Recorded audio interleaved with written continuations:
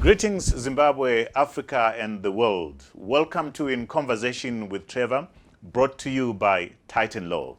I go beyond the headlines and beyond the sensational. Today, I'm in conversation with Zimbabwe's Minister of Finance and Economic Development Permanent Secretary, Mr. George Guvamatanga.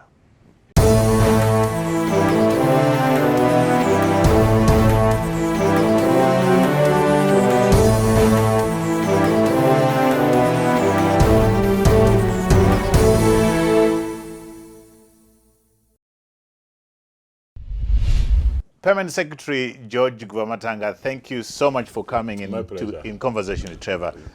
Great pleasure having you here. We don't take this for granted. You are a busy man. I'll call you George. That's easier. Is that okay? Then better. You've moved from the private sector, managing director of Barclays Bank, being the president of the Bankers Association of Zimbabwe. You're now in government. How has that transition been to you? Actually, it's just over a year since I crossed over from the private sector into government. And look, it has been a very, very good experience. Quite different from a very narrow view within the banking, where all you need is to create value for maybe one and a couple of shareholders. The difference now is that in government, you need to create value for 14 million shareholders. So that's the biggest difference. So you are not only looking at one issue and how it affects one aspect or one sector. You need to take full consideration that, look, you have got over 14 million shareholders whom you have to please all the time. That's the biggest difference. What's been your biggest surprise coming into this job? I think my biggest surprise have been everything that you hear, that people in government don't work, that you need to carry an extra jacket which you place on your chair so that when you leave your office and you go to your other activities, it will appear as if you're in the office. There is lots of work in government. So people actually work? People actually work. And lots of professionals in government, very highly qualified, dedicated, and committed people who are in government. There's a lot of structure, actually. There's better structure in government than you would find in the private sector in terms of governance, in terms of guidance. There's absolutely no room, and the structures are there. You have the executive, you have the legislature, you have got parliament. That's why you will find that when things are not working well, sometimes we are sitting in parliament and we have to answer, which is very different from the private sector. You sit with your board and they sign off, they sign the resolution, you are done. Government is very different. So the structure, the government structure that is there is much, much, much more pronounced than what you would find in the private. So for me, that was actually the biggest surprise, that, look, there's much, much better structure, more policies, more guidance, and most of it also legislated, which is not discretionary. So the room for discretion in government is very narrow than what you would find in the private sector. That's interesting. You are filling, in a way, big shoes. There's been big men that have walked before you.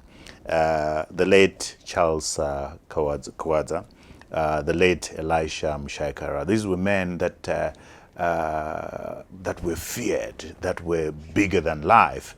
And I hear whispers that George is the same. People are scared of George at the Treasury and at the Reserve Bank. Is that true? Look, I think I want to say that I am feared, or my preference is to be feared. My preference is to be supported. But what you have to understand as well is that I am the treasurer for the country. Technically, I could be the de facto financial director for the country. If you're a CEO and you find that your finance director is liked by everyone, he's not doing a good job. Right. Because you have to manage very limited resource and you have to manage them well. And there are various conflicting and competing demands. So sometimes something comes and it's a delegation of 20, and I say it should be 10, and it will be 10. Right? Something comes, and we believe that it's not the best value for the use of government resources, and we say, no, this is not the way, we are not going And to. you become unpopular. You become unpopular. But you see, it's not a populist contest. Yeah, I always say it to my guys that, look, if you're sitting in budgets, and I meet departments and ministries, and they're saying we are the best men, and when you're supposed to control the budget, I think we've got a problem. Interesting. Let's move on now to the TSP, Transitional Stabilization Program. Is it still on track? I would say largely it is on track. Because let's understand what we wanted to achieve with the TSP. We wanted to achieve one, and the biggest thing that we wanted to achieve was fiscal consolidation, right? We wanted to be able to control the deficit. We were running deficits which were double-figure deficits. Government sometimes could pay the civil servants 2 months late, right? So we needed to address those issues and make sure that we lived within our means. We also wanted to contain the trade gap or the trade deficits that we're also running. So those were two of the major objectives of the TSP, to say, how do we stabilize the economy? And we have managed to achieve that. So the budget deficit for 2019 will definitely come in at single digits. We have narrowed the trade deficits from around 1.7, 1.8 billion previously to now maybe 300, 400 million, which to us was two of the main objectives of the TSP. The other major objective of the TSP was actually to slowly to deal with the structural issues that were there in the market. Some subsidies that were running in the market, like subsidies for fuel, subsidies for power, subsidies for grain. And much as we are aware that, look, these reforms are very difficult on our people, very difficult on our people. But it does not necessarily mean that there is the wrong thing to do. It is the right thing to do. But taking cognizance of its impact on our people, but then how do we alleviate the difficulties and the challenges on our people? That's why we have also then come up with the various social protection nets to make sure that while we carry out the reforms, we make sure that we do protect the more vulnerable members of the society. So tell me, in terms of, you're no longer subsidizing fuel. Is that a fact? So with the last price change on Monday, fuel is now anyone buying fuel today, the oil companies buying fuel, they're buying it at the interbank rate. Okay. The subsidized rate is gone. So there's no longer any subsidies. So anyone who have always said that, look, people are benefiting and there is cross movement of money because there's one rate, that's gone. We've dealt with that. It's no longer there. So the other issue that you raise is the social safety nets. Yes. Which are the key social safety nets that you've come up with so that people deal in a sort of a comfortable way, humane way with the austerity that they're having to face? So look, we have always run a harmonized cash transfer program to identify members and groups of the society. We have always run other programs like BEAM. We were distributing. What is BEAM, sorry? BEAM is really to support for education. It's education linked to pay fees for those vulnerable members of the society who cannot afford to pay those fees.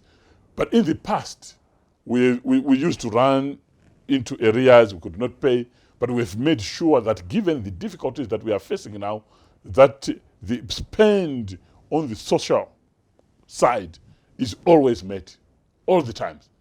So people might actually be surprised, but the government actually pays out cash to certain members of. How big is that amount? That amount would range from anything from $85 to about per person. Per person. Okay, and the global figure? Global figure. The global figure. What we've spent on the social protection so far, Yeah. excluding grain and everything else. yeah. That's in excess of 543 million. What that as government we've spent just to make sure that we protect the vulnerable members of the society. But it's also even part of our SMP. Because within our SMP, Yes. there is a social protection target, which we have met. Yeah. You say the TSP has largely succeeded. What Yes. has been the failures? Look, I think the failures we've been around inflation, right? I think we are out of our inflation target. We are also out of our money supply or reserve money target. I think the growth of money supply has been much larger than what we had expected or projected or planned for. So those two have actually been failures, but we now need to get back on track and correct those And shortcomings. what have been the reasons for those two failures? They're huge ones. They're huge ones. But you see, when we came up with the transitional stabilization plan, we did not factor in the drought. Right. We didn't. We still believed that we would have a good season. We did not factor in cyclone, Idai, and we did not even then consider that because our power is largely generated off hydro, off water, that if you have a drought, then you don't have water in Kariba, which is currently around 19% full. And if you don't have water in Kariba, then your electricity generation also comes down. When it comes down, your productivity in the mines and in agriculture actually also comes down. So we have had to deal with three major shocks. There were two, which is the drought. And the cyclone. But the drought then added a third dimension. So now trying now to manage those three shocks also created its own challenges. And it then resulted in certain aspects and certain elements of that TSP being off target. Okay. The minister, Professor Ncube, has spoken about command agriculture becoming smart agriculture. Explain to us what the difference is. What does smart agriculture mean compared to command agriculture? So I'll also link that to the TSP. Yes. Because one of the elements within the TSP is that we talk about a market-led economy where we want to reduce government involvement in the market. Right. And when we talk about a market-led economy, despite the price madness that we have seen in this market, government has never come in with price controls. Even when we've seen how wild sometimes market players have been. Because as part of the TSP, we sincerely believe that the market should lead the economy. So the transition or the movement from how we now fund agriculture is that rather than government funding, directly funding through injection of money into treasury bills, we have said to the banks, we will give you guarantees. Okay. Play your traditional role as banks. So we are working with CBZ, we are working with Women's Empowerment Bank, we are working with the Agribank, ABC. we are working with Stanbic, and the other banks that are also now coming on stream. Yeah, and but there's always a question to say, why those banks? Those were the first ones to react. Okay. The others wanted to get a feel. You know, Wait and see. My friends in the banking sector, they wanted to get a feel of how this would look. You see, now that they've got a sense that, oh, this can actually work, and it's working. Because to date, working with the partners that I've already disclosed, banking partners, we have almost funded, we have enrolled and funded half the contracted hectarage for the 2019-2020. What's the quantum in terms of the money, the guarantees that you provided? At the moment, actually, our partners, because we are finalizing the guarantees, at the moment, the partners we're working with have actually disbursed money off their own liquidity, while we finalize on on the Are you guarantees. privy to those numbers? Look, I think to date we almost have $1 billion already disbursed into agriculture through smart agriculture. But we've got another scheme. So there's always a confusion on agriculture schemes.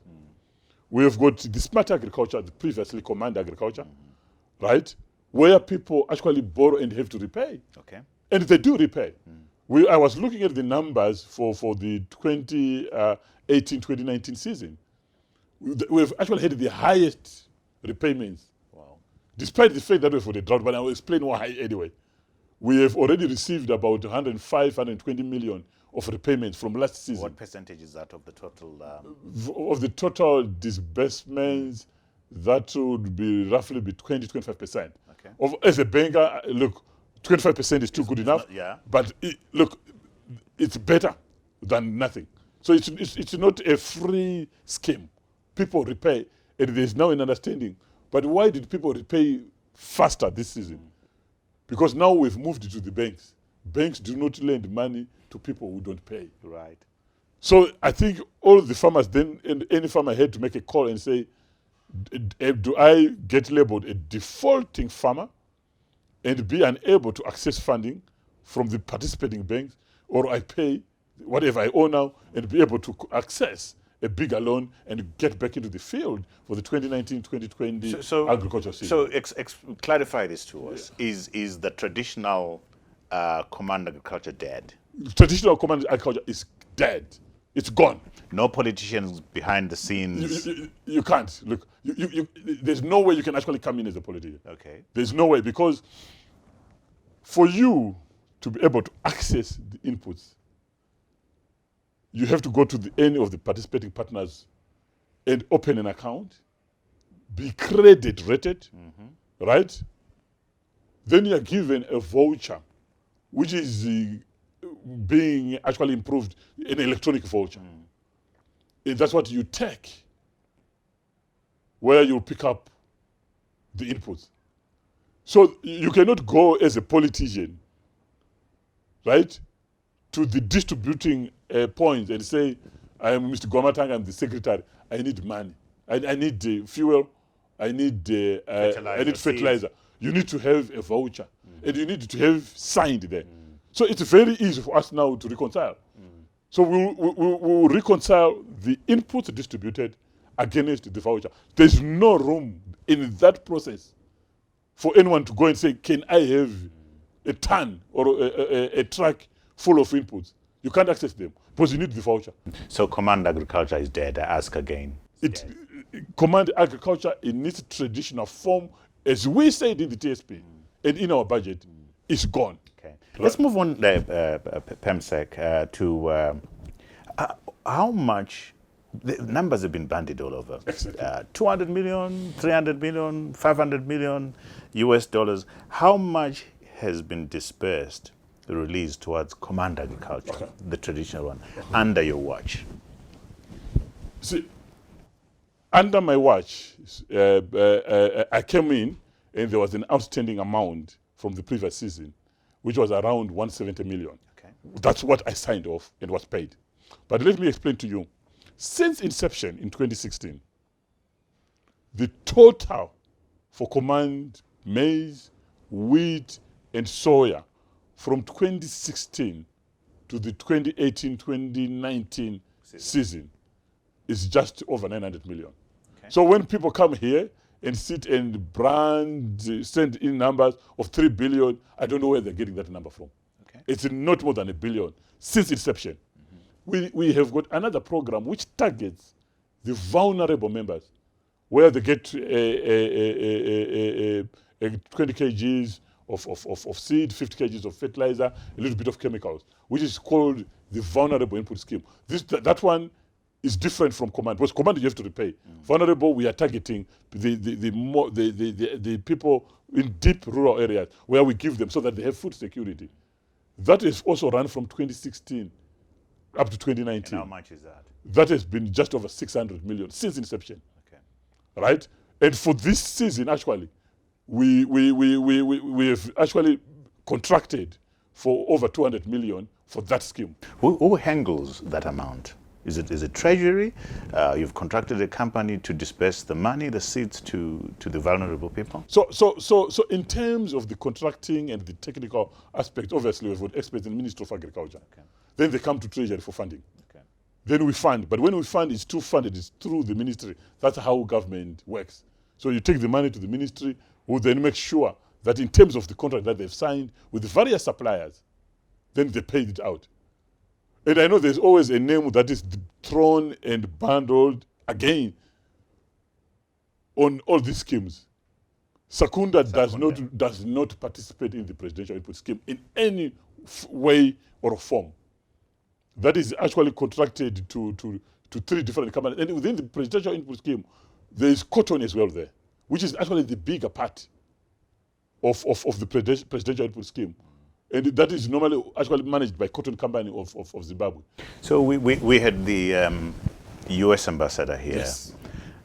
Making allegations about around Secunda being Yes. given 300 million, so you're basically dismissing those allegations as not factual. That's not correct. Okay. That's not correct. There's an issue that is there of the legacy debt because To Sakunda. to Sakunda. And let me explain. So when we had all these schemes, government was also making a commitment to all of the suppliers that would provide them with foreign currency. Because what we were issuing was local currency. Mm-hmm. And for anyone who wants to import, because the fertilizers are imported, the chemicals are imported, and some of the equipment is also imported. So all these suppliers, right, whether it's FSG, whether it's Sakunda, whether it's cotton, whether it's Valley Seeds, but they're different contractors. Mm. There's not one single contractor in all these schemes. Mm. They then have to import. Okay. Right? Their inputs. And we had promised as government from 2016 that we would provide the foreign currency. And we never provided enough foreign currency. So is this why Secunda's name is being mentioned? Yes. So when you have not then provided enough foreign currency, we do have issues at the moment that we're dealing with for various players. And most people are affected. Maybe you might be affected, I don't know, of what we are calling legacy debts. Yeah. But I prefer to call them something else. Okay. Unsettled foreign obligations. Mm-hmm. So we, as government, we did have unsettled foreign obligations with Secunda. Okay. And we then had to design a mechanism to then say, how do we settle those obligations? We gave you the local currency, but we did not give you the foreign currency. Because if we give you the local, you can only access the foreign currency from the Reserve Bank. And if we have not provided it, just like Ayata, right? It's there, right? We owe them money. And various other suppliers into the country. Oil companies, fertilizer companies, grain companies. But you see, the issue for Secunda became more urgent because we also wanted them. How much was that number? What's the number that you owed Secunda? I think what we owed for the traditional legacy was just up over 150 million that we have not settled. Up to now? Up to now.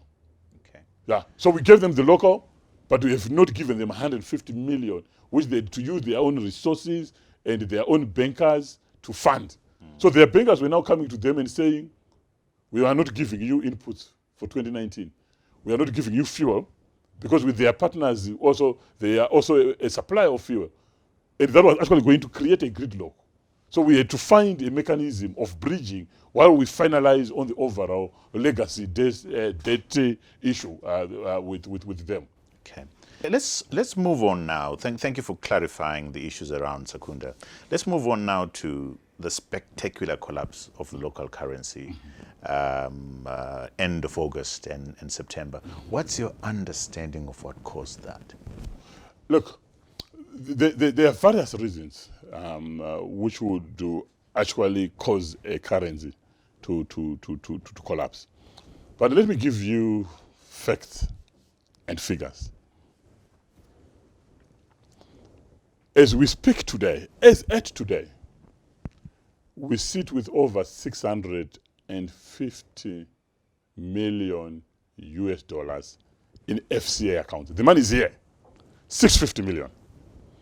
We have about 150 million in cash with the banks, right? And I'm not talking about cash in people's pockets, in people's mattresses, and in various other corners.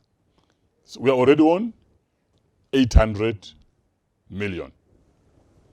Then we do have over $500 million US dollars sitting offshore for export proceeds that have not been repatriated to Zimbabwe.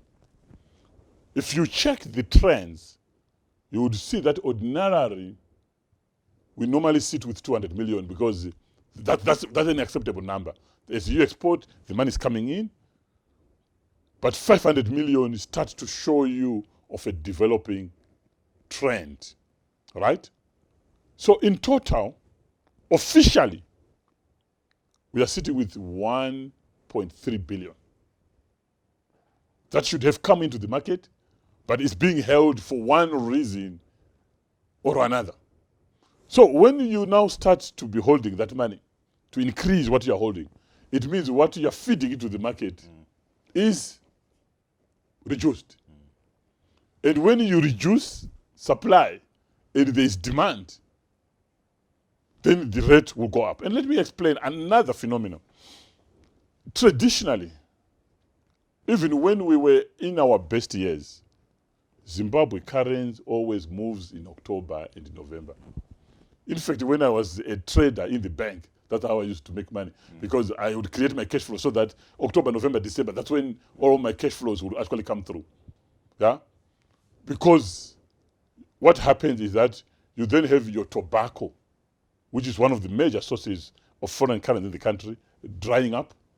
And as you get into November, December, the rains also start to affect mining activity. Mines flood, and the gold also, mining also reduces. But we had the impact of reduced power, which also affected gold production. So, and we started to feel the impact of that during the same period. So we then had a reduction in gold. We then have tobacco going away and an increase in demand. The increase in demand normally comes from the need to fund agriculture. And we need to change the model, and we are changing the model within government, because you see, what is very interesting is we want to fund our agriculture in August and September, the foreign currency requirement, during our worst foreign currency inflow period. Our best is April to July. So which means that if this is an agricultural economy, we should be paying for agriculture inputs. Are we changing it to that now? We will change it. Okay. We will change it, right? That's when we should be paying. So that increased demand and the reduced supply, naturally you will find that the rates would run, because everyone now panics and say there's no foreign currency. But the foreign currency is there.